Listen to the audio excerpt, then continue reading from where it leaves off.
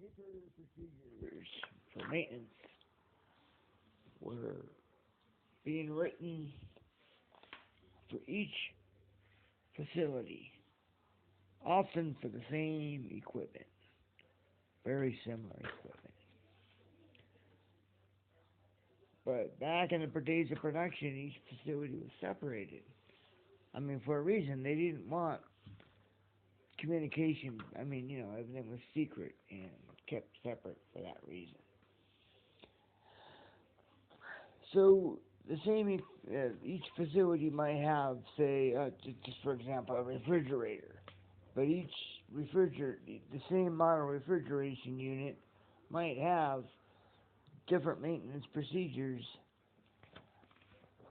even though it was the same equipment. But they didn't know that because they weren't communicating. And so Jim Shieldnick was a field writer, and he noticed this, and he mentioned it that they should have the same procedures and for the same equipment. And so the government put him in charge. They said, all right, well, how about you start your own company within the government, your own group. So we did, called PDCME. And they operated like a private company, as much as one can within the government subcontractor, Westinghouse Hanford Company, where they had private clients. They'd have, say, a facility would hire us, or Jim, to write a maintenance procedure for, say, refrigeration unit. And then another facility with the same unit would also hire him. And if there were differences, then they would just pay for the differences for their facility. And if there were, say, 3 or 4 facilities with the same unit, they would just take the cost and split it 3 or 4 ways. And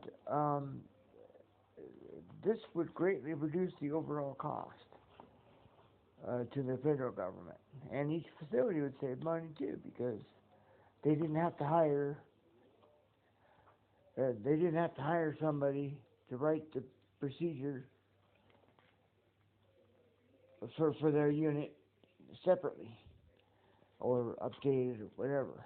And more importantly, consistency. They would have the same maintenance procedures done on their equipment across the site, or at least across multiple facilities.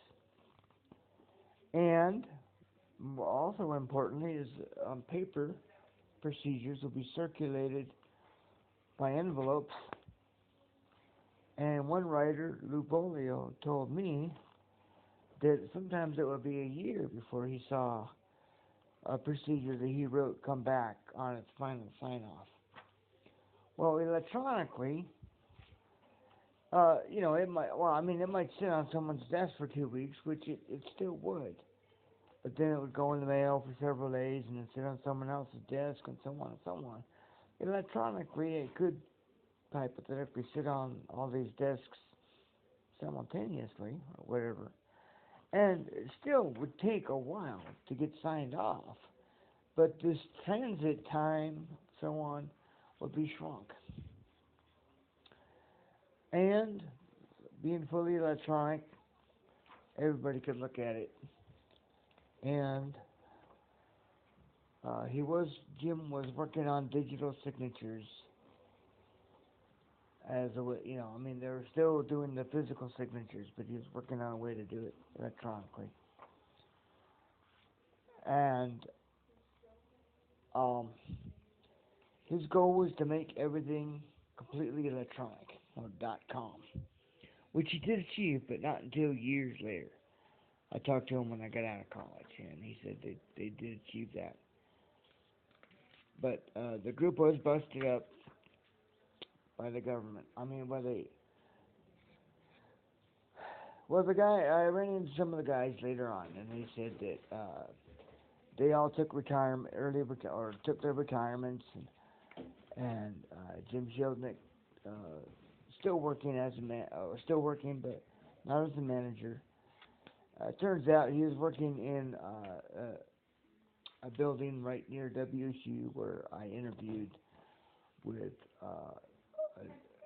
another Jim that he knew, or that he'd, because I called him and also wrote a paper or small thing about discussing BDCME as a concept for software or soft.